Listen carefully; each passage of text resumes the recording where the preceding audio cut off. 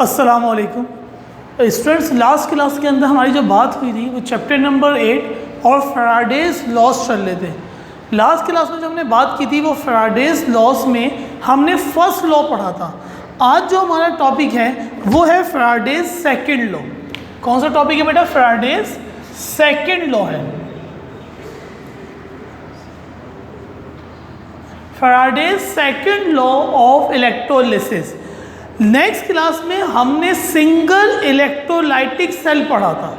सिर्फ एक electrolytic cell था, उसके अंदर दो इलेक्ट्रोड्स को डिप कर दिया गया था और जब उसमें से करंट पास हुआ तो हमने ये देखा था कि अमाउंट ऑफ डिपोजिशन के इलेक्ट्रोड पे जो अमाउंट डिपॉजिट हुई है, जो आई है, वो डायरेक्टली प्रोपोर्शनल थी current pass through the solution. जितना करंट हमने पास करते हैं उतनी ही अमाउंट इलेक्ट्रोड पे आके डिपॉजिट हो रही थी।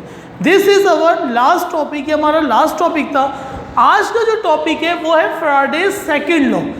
सेकंड लॉ क्या कहता है? When some quantity of current pass through the solutions of different electrolytes. हमने 3 सॉल्यूशन ले लिए डिफरेंट इलेक्ट्रोलाइट्स। उसमें क्या था? इलेक्ट्रोलाइट एक था, एक सेल पे काम होता। इसके अंदर इलेक्ट्रोलाइट्स हैं, मतलब हमने इसके अंदर 3 बीकर ले लिए। एक बीकर, 3 इलेक्ट्रो कंटेनर्स ले लिए। आसान अल्फाज में 3 कंटेनर्स ले लिए और क्या लिखा हुआ है? Solution of different electrolytes in series. Electrolytes एक के अंदर मैंने डाइल्यूट H2SO4 ले लिया, H2SO4 ले लिया। दूसरे के अंदर मैंने कॉपर सल्फेट ले लिया, CuSO4 ले लिया और तीसरे के अंदर मैंने सिल्वर नाइट्रेट ले लिया, AgNO3। ये 3 मैंने सॉल्यूशंस को प्रिपेयर कर लिया। ये जो 3 सॉल्यूशंस मैंने प्रिपेयर करे हैं, ये 3 बीकर्स लिए हैं, बेसिकली ये 3 डिफरेंट इलेक्ट्रोलाइट्स हैं जो मैंने कंटेनर के अंदर लिए हैं। सही है बेटा? इनके सॉल्यूशंस मैंने बना के 3 जगह पे ले लिए। अब मैंने इसमें क्या किया और इनको आपस में एक सीरीज में जोड़ दिया। सीरीज मीन्स मैंने एक बैटरी लगाई ऊपर की तरफ, सही है। एक इसका मैंने बना दिया पॉजिटिव एंड, पॉजिटिव टर्मिनल। दूसरा मैंने बना दिया इसका negative. This is called battery. मैंने बैटरी की रिप्रेजेंटेशन इस तरीके से की जाती है। फिर मैंने इसके अंदर 2 इलेक्ट्रोड्स डिप कर दिए। 2 इलेक्ट्रोड्स इसमें डिप कर दिए, 2 इलेक्ट्रोड्स इसमें डिप कर दिए, 2 इलेक्ट्रोड्स इसमें डिप कर दिए। अब ये डिप जो किए, जब मैंने ये वाला हो गया प्लस, तो ये वाला कौन सा हो जाएगा? माइनस। और माइनस किसके साथ जाके जुड़ जाएगा? इसके प्लस के साथ। और फिर इस दोबारा से जो दूसरा इलेक्ट्रोड क्या हो जाएगा? माइनस हो जाएगा और ये इसके साथ प्लस बन जाएगा। और ये जो है, ये वाला इलेक्ट्रोड कहाँ पे जाके मिल जाएगा? दोबारा से बैटरी पे। ये जो सेल मैंने बनाया है पूरा का पूरा, ये बेसिकली जो सेल है ये रिप्रेजेंट कर रहा है सीरीज को। This is the series representation of electrolytic cell. क्या कहते हैं बेटा इसको? Series representation. सीरीज में आ गई ये बात। क्या कहलाएगा? ये सीरीज रिप्रेजेंटेशन है। सही है?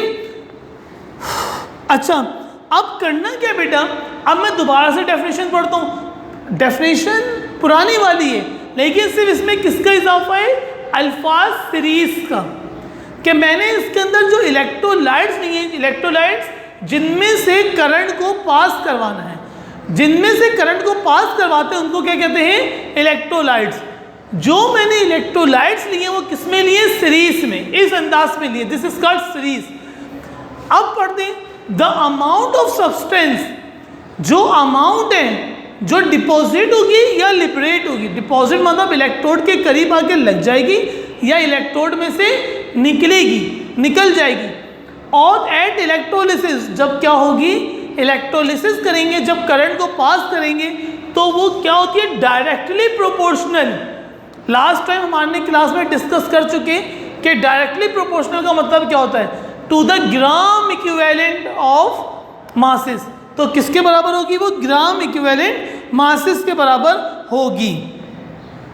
अच्छा स्टूडेंट्स, अब देखिए, अब मैंने इसके बाद इसका फार्मूला लिख दिया। ये क्या लिखा हुआ है? इसका मैथमेटिकली फॉर्म लिखी हुई है।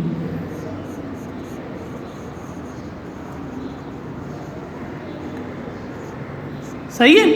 ये मैंने इसकी ये मैथमेटिकली, ये थोड़ी सी जगह कम पड़ी है। ये मैंने इसका क्या लिख दिया बेटा? फॉर्मूला लिख दिया। आसान बात क्या? E is equal to Z.F। E means gram equivalent mass. Gram equivalent mass जो होता है इसको हम कैलकुलेट कर सकते हैं। सही है। ये मालूम करने का एक तरीका होता है जिसके जरिए हम ग्राम इक्विवेलेंट मास मालूम करते हैं और उसको रिपोर्ट करते हैं। F is the Faraday constant. Faraday constant जो होता है वो, इसकी वैल्यू जो होती है फैराडे कांस्टेंट की होती है 96500। सही है। और Z is the electrochemical equivalent.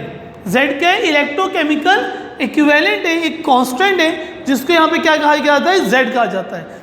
ये फार्मूला अप्लाई होता है और इसके जरिए हम क्या कर सकते हैं? अपनी कैलकुलेशन कर सकते हैं और इसको मालूम कर सकते हैं कि कितनी चीज़ जाके डिपॉजिट होगी। फाइनल पेपर के एतबार से अगर बात की जाए तो इसके छोटे छोटे से न्यूमेरिकल होते हैं बिल्कुल, तो वो पेपर फाइनल पेपर में MCQs के उसमें पूछे जाते हैं। सही है। तो जब आप लोग आएंगे स्कूल में इंशाल्लाह तो हम वहाँ पे इसके न्यूमेरिकल्स को भी, जो टीचर्स होंगे वो न्यूमेरिकल्स को वहाँ पे डिस्कस भी करेंगे, आपके साथ मज़ीद डिस्कस करेंगे। तो इसकी डेफिनेशन इंपॉर्टेंट है और इसकी ये फिगर इंपॉर्टेंट है कि फ़िगर कैसे बननी है। क्लियर है स्टूडेंट्स? इंशाल्लाह नेक्स्ट क्लास में मुलाकात होगी। अस्सलाम वालेकुम।